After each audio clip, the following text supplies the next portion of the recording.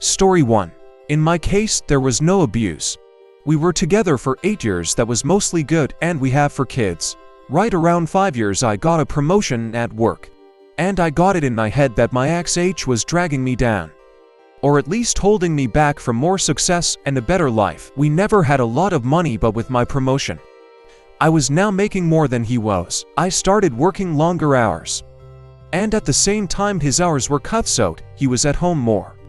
I really began to resent him because he was home and because he got to spend time with our kids. Most nights, when I got home, they were already getting ready for bed, if not already sleeping.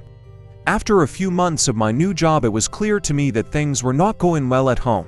Without me there, some nights the dishes weren't done when I got home, or the kids hadn't eaten, or whatever else I could think of to be mad at him about. It really didn't matter. He kept saying that he would try harder, but that it was hard being home all the time. That always made me really mad. For the next couple years things kept getting worse. My hours weren't any shorter and his were on and off full time. There was no convenient time for him to be working full time because of my hours. But we also needed the money. Whenever he would tell me that he could get extra hours, I would always complain, and the less hours he worked the more I complained that he wasn't bringing in enough money. Whenever he brought up the contradiction, I would tell him that he needed to figure it out. I knew that it would bother him, so I started saying that a lot. And for everything that I could, I really started to resent him, and I pulled away from him. I knew that it was hurting him, but I didn't care. If he didn't want to be hurt, then he would at least try to make me happy. I used that same thing to justify when I started to talk to another guy at work. I thought he was just a friend, but talking at work turned into texting at home, and then pictures and videos, and then trying to sneak some alone time with him. I knew that it was wrong, but it made me feel so alive. And my husband had not made me feel like that in years. I was tired of being unhappy, and I was doing this for me. The worst was the night that I came home at a reasonable time and found that he had cleaned the whole house, cooked the whole family dinner, and picked out a movie for all of us to watch together. This would have made me swoon a couple years earlier. But that night I couldn't even look at him, and I pretended to be sick. I spent the rest of the night in bed while he waited on me, and checked on me, and even made me different food and brought it to me in bed. It made me feel terrible. And then it made me angry that he made me feel that way, and by the end of the night, I was texting with the other guy. Over the next month or 2 from that night, it did not matter what he did. He was wrong just for breathing most days. He would get so upset with how I was treating him, and I would just wait and egg him on into losing it, because I knew it would happen eventually. After most of the fights we had, he would apologize for whatever I told him he did wrong, if there even was something. But I never did. I would usually find a way to make him feel even worse. I knew that I was right because he was wrong, and that was all that mattered to me. I even pretended that I didn't care. When he found out about my relationship with the guy from work, it really destroyed me inside to see him holding back tears. But I wasn't going to let him see that. He was at his weakest, and that was when I chose to tell him that I wanted a divorce. I could almost hear his heart shattering inside his chest. He talked and fought and said that we could work through it together. I really wasn't interested in fixing our marriage. But I mostly ended things with the other guy, but only because I knew I could get it back if I wanted it. I could see that he was trying, and occasionally I would let him know. But for the most part I kept being a huge bitch to him for any and all reasons that I could think of. I'm not sure how much more the man could have done to make me happy besides finding a job that paid enough for me to not have to work at all. He said that he was looking, but looking and finding are 2 different things. It was around this time that I discovered this group and a few others. I started posting things about him from my perspective only, and I got so much positive feedback for how I was feeling that I knew I was right. The more I posted, the more validation that I got. It wasn't just me who knew that XH wasn't worth keeping around. I had the whole internet telling me how terrible he is. I started saying awful things to him, and even outright ignoring him. I was so confident with mine and everyone else's opinion that I contacted a lawyer, and within a couple weeks had filed for divorce. I continued to use this site and a couple others to validate my feelings and for encouragement to go through with it. And finally, it was done. It went pretty smoothly. XH didn't ask for much besides to not get divorced and to try to work it all out. I didn't care about that though. He was broken, but I was free. I could do whatever I wanted without having to feel any guilt or answer to anybody. It was an amazing feeling of freedom. It didn't last long though. In the first month after he moved out, I missed garbage day 3 times. There was also rarely a single clean dish.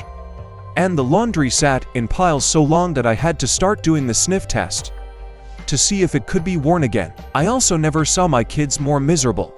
My oldest had seen some of the messages from the other guy months earlier and she knew that XH still wanted to try to work it out. It didn't take her long to stop talking to me at all except to say that she wanted to go to XH house. The others all told me that they wanted to live with XH too. I did my best to try to make them happy, but I ended up just buying them toes all the time, and the happiness only lasted minutes. I also was having a lot of trouble with work. Being alone, I couldn't work all those extra hours that I was expected to. I finally gave in and started calling XH to watch the kids. He would always come over as soon as he could, and he always asked me if I needed anything. When I would get home, I would find clean dishes and laundry, and even dinner sometimes. He would never say too much after I got home. He would just say to call him if I needed anything and leave. One night he took out the garbage and brought it to the curb because it was garbage night and I forgot again. He always looked so sad when it was time to go. Finally, after a couple months, my friends convinced me to go out on a date. It was for dinner and a movie and I was excited and hopeful. But at dinner I started getting a feeling of overwhelming guilt.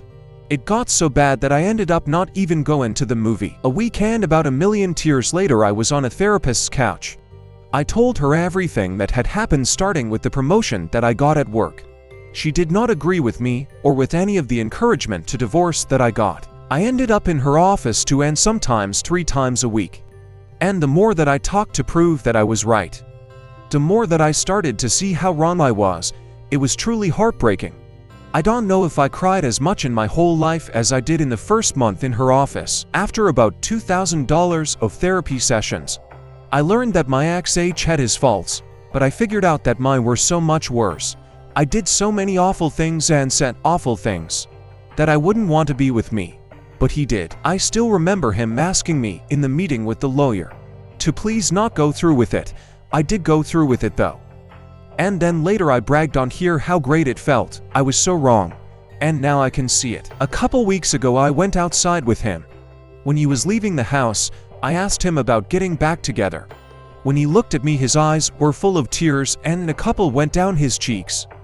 He told me that he didn't know if he could. He said that the pain has been too much for too long, and that if we got back together that I might just turn around and do it to him again. He said that he always thought that I would realize how much he loved me and stop up until I signed the divorce papers, and let out a big over-exaggerated sigh of relief. He said that hurt him more than anything else and that he doesn't know if he can ever trust me again. I don't blame him. I destroy a man who, looking back, was a great husband. I deprived my kids of having a great father in the house with them, and I took his kids away from him and me, the one who pushed for the divorce expecting happiness and a life of freedom. Spend all my free time sitting at home or sitting on a therapist's couch. Please don't just take the advice of anyone on this site or any other about getting a divorce. If your marriage is bad, look at yourself first and see if you can make changes. This is advice for men and women. Getting divorced is not fun. Being divorced is not fun.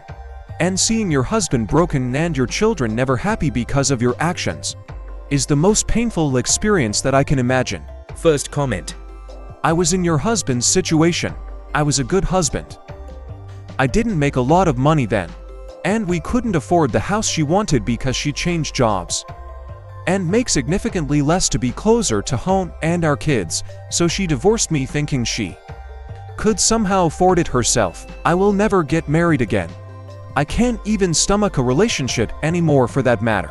I don't hate women, but after the way my ex treated me during the divorce and the animosity she still shows me 3 years later, I can't even fathom letting her or even the chance of going through that back into my life anymore. The few times I have my kids, I can see the negative impact that the divorce continues to cause in them. My oldest is less social and more awkward than he should be. My girls act infantile and like children to 3 years their junior. It breaks my heart. The best thing you can do is to let him go and hope that he can find some sort of new normal and happiness for himself. If you care for him at all. Second comment. You can make your husband take you back. I can't say he never would. But by your own admission, there doesn't seem to be much of any reason he should. There are some very important things you can do though. Continue to go to therapy.